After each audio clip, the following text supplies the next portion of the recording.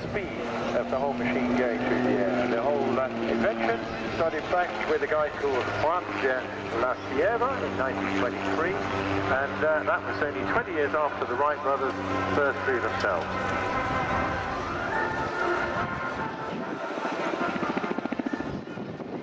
A very marked departure from a conventional fixed-wing aircraft in an attempt to invent an aircraft that simply couldn't soar.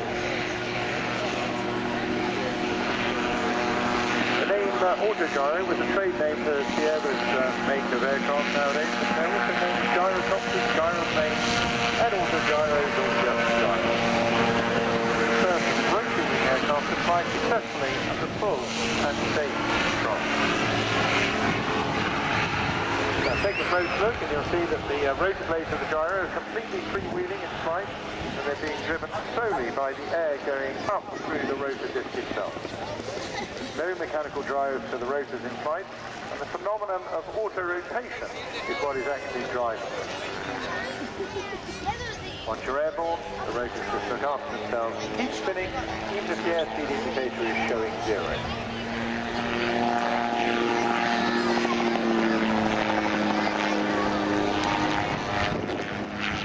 So it's a little propeller there you see on the back of the aircraft that's pushing it through the air for forward flight, and the rotor is inclined slightly back as the airflow flows up through it, through the rotor disc, and that's what keeps it spinning. Stop the engine and the aircraft slows, descends, the air still flows through the disc, keeps turning, even when flying sideways or even backwards. Now that's something not even a bird can do.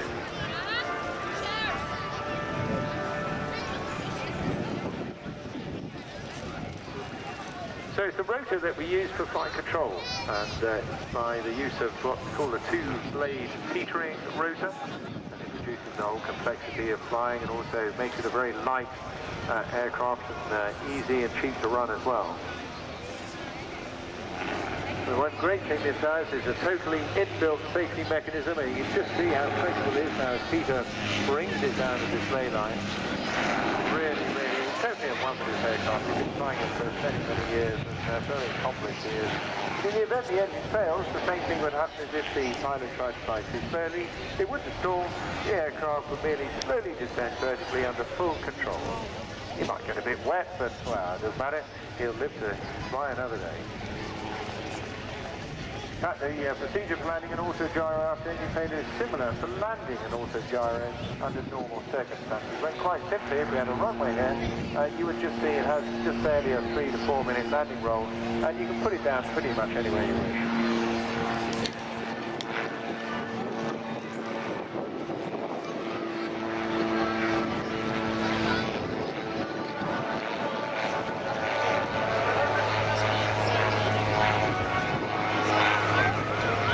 So they can handle all sorts of weather as well, very strong and gusty wind conditions, and the autogyro capable of handling up to 40 knot winds, and their natural stability makes them very easy to fly in pretty much any conditions.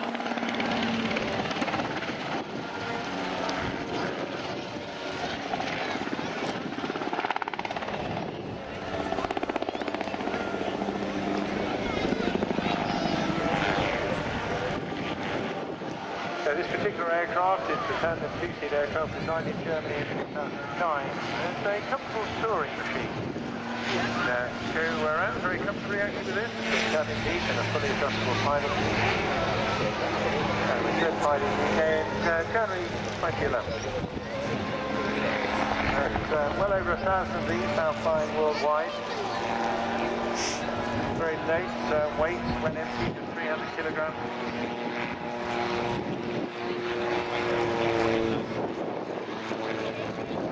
100 miles an hour, and come down to 20 miles an hour with a rate of climb of about 1,200 feet a minute, and an incredibly short takeoff distance, anything between 10 and about 15 meters. Carries about 76 litres of oh, and here we go, look, it's going into a sort of auto-gyro spin now. It's not quite fully developed one, but nonetheless it just shows the huge capability and stability. Very, very unique airplane. So with that 76 litres on board, you can fly up to 4 hours of Europe. Pretty good. And it's pretty obvious also to the very nice view of the world from up there as well.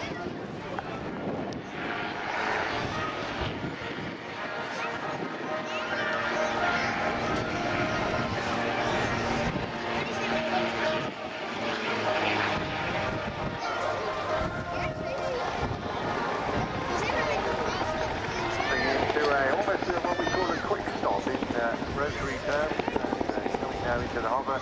You can see that really clearly. He makes a real pleasure out of going up the skyline, waving to you, so way back. Sort of very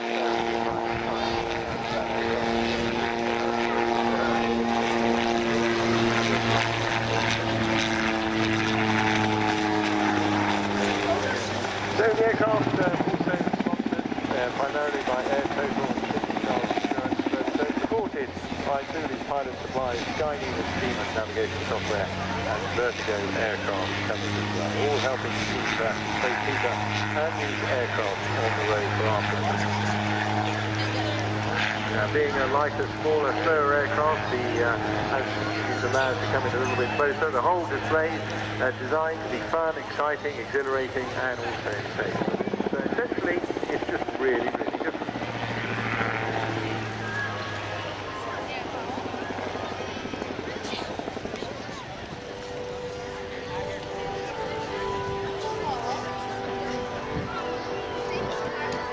So some of you may remember seeing this similar sort of aircraft known as Little Nelly in one of the 007 James Bond movies.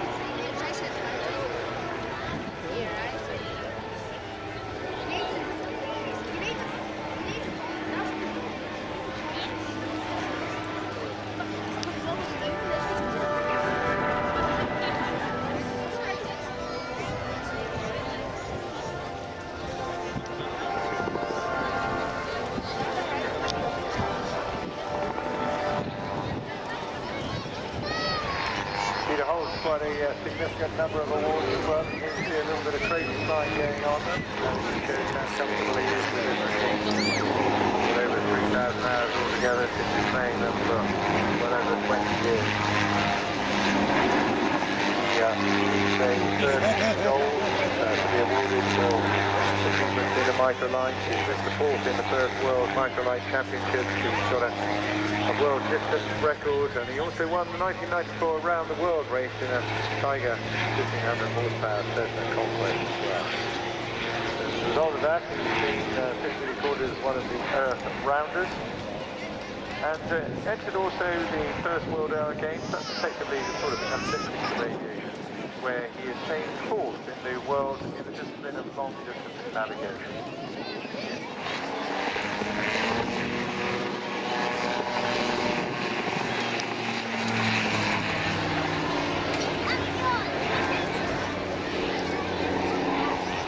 Go another very quick stop maneuver. These are really fun things to have, and they're very, very expensive as well.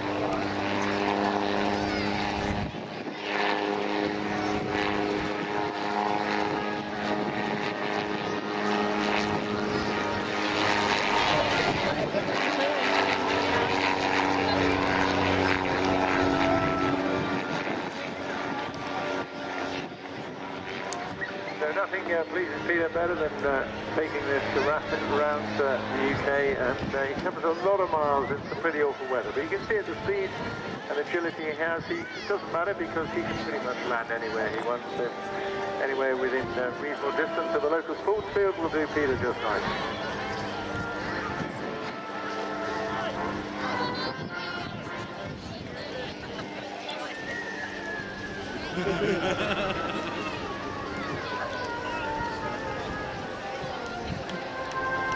And I think that's Peter now sadly departing. I just lost sight of him myself.